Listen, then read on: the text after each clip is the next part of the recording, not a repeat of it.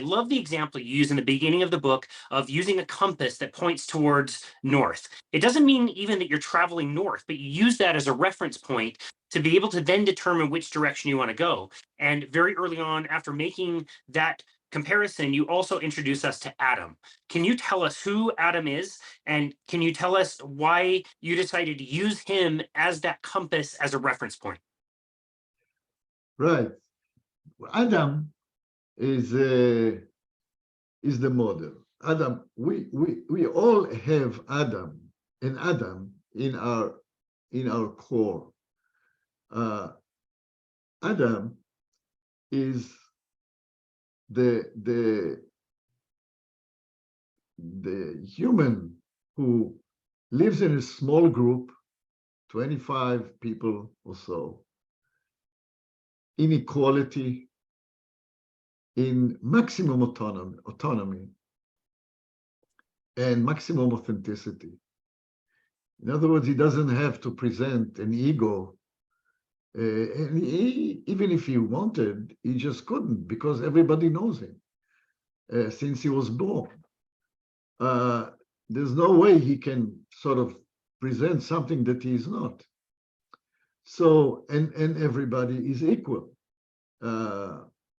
Because, and this is why humans are, in this way, humans are different than chimpanzees, for instance, yeah, that are also very social, but they have a hierarchical system. And we have an equal system. This is equality is maintained very, very strongly, very, very meticulously by the group. If somebody starts to brag, he will just he will be laughed at until he stops.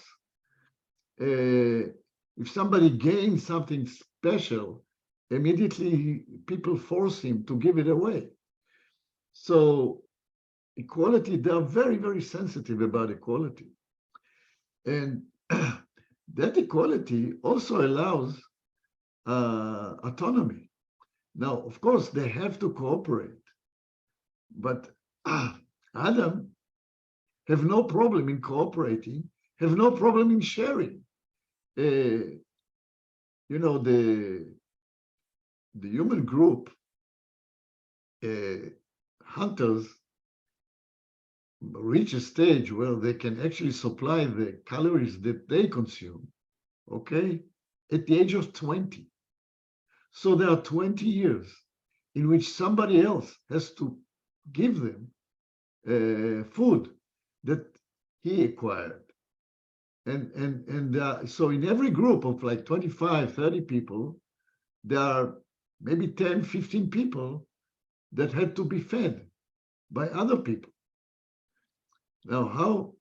So people actually, and this is like in every single hunter-gatherer group, nomad hunter-gatherer groups, that was studied, that the sharing thing existed. And when we think about it, they don't own nature. So nobody owns. So when you catch an animal, it's not your animal. You caught an animal that is actually nature gave you in order to survive. So there's no problem for you to share it with other people. It's not yours. So the whole concept of of owning something is just not there. Adam doesn't own anything. He owns what? A stone tool that is, it's worth nothing. And everybody in the group knows how to make the stone tools. So he doesn't have anything.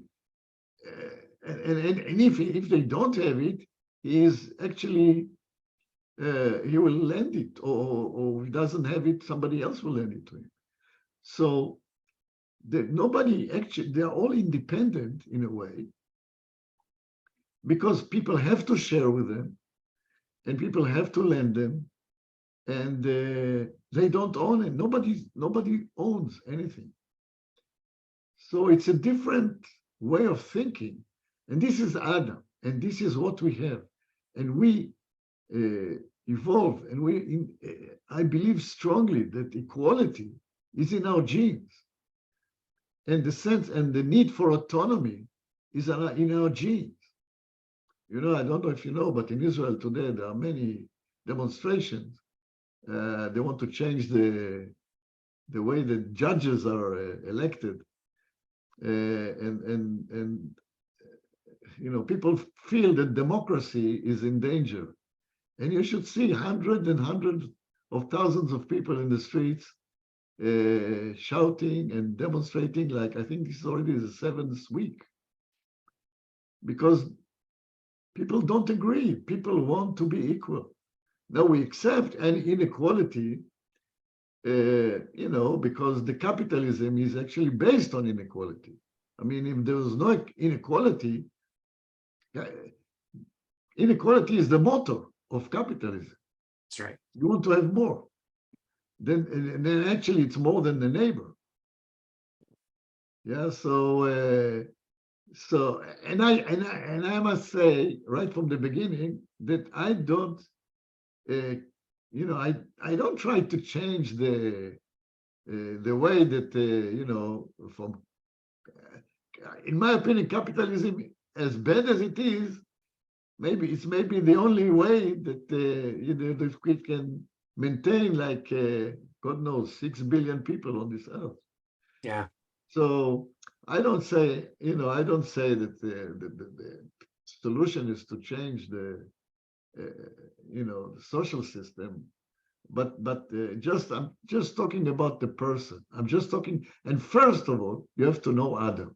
You have to know what's in you, and you have to realize that the culture, the things that culture put on you, is just an external layer, okay, that is necessary to discipline you, because the systems are becoming more and more complicated, and because they're so complicated, everybody plays a smaller and smaller part in them,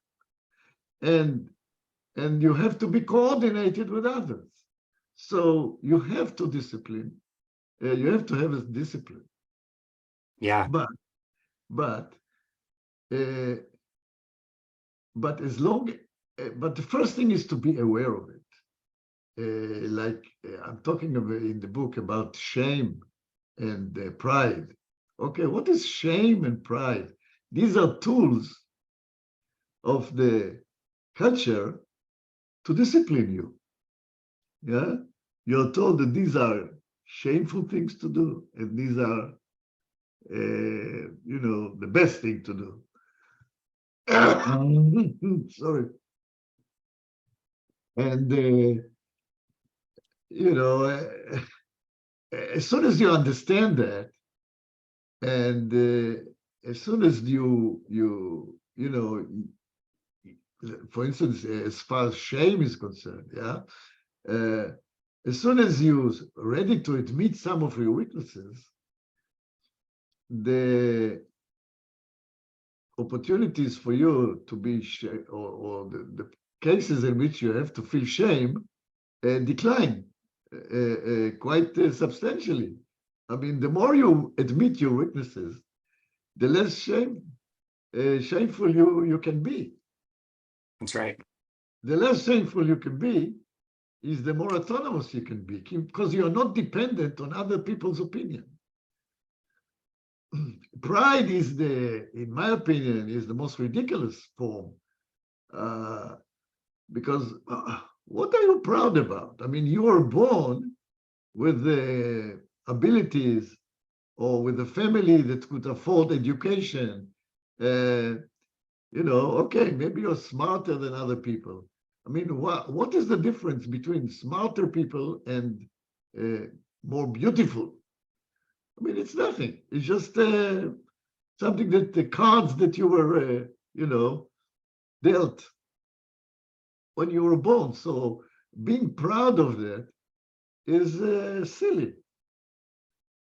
So as long as you don't look for pride look for reasons to be, like to brag. And as long as you are not subject to shame, all of a sudden you realize that your level of autonomy is much higher because you are not acting to meet the expectations of other people.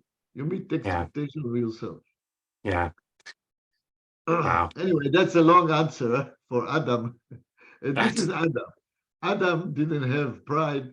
He didn't have shame. Adam was equal. Adam was autonomous. And just know that this is in you and find it and try to connect with it. Yeah, it's so beautiful. And when I read about Adam, you there's an internal sense of craving, of missing out on something. You read about like a wonderful normal day of his where you collect the food and that doesn't take very long. It's not a lot of work and there's a lot of love and embracing other people and welcoming people from other tribes.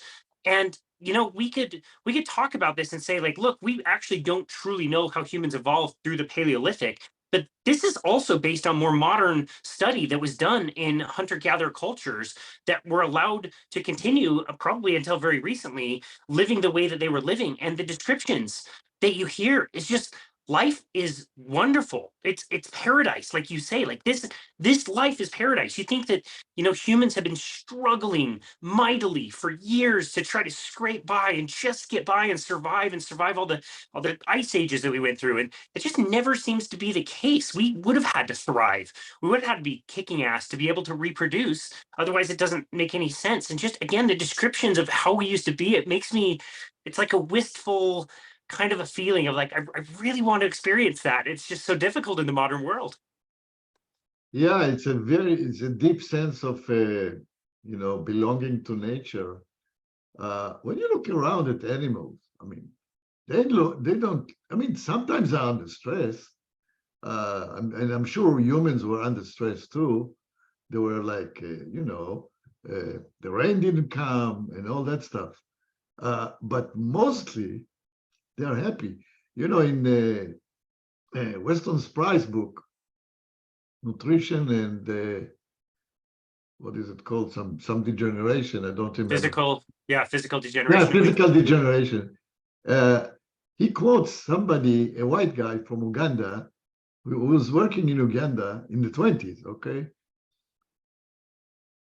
And he says that this is the way the way that the Ugandans at that time lived, okay? For him, this is the way he would love to live because they are happy. And this is like paradise. So yeah, the book now used to be called in Israel. It used to be called Sneaking into Paradise. So, but now I change it to Live Palestine.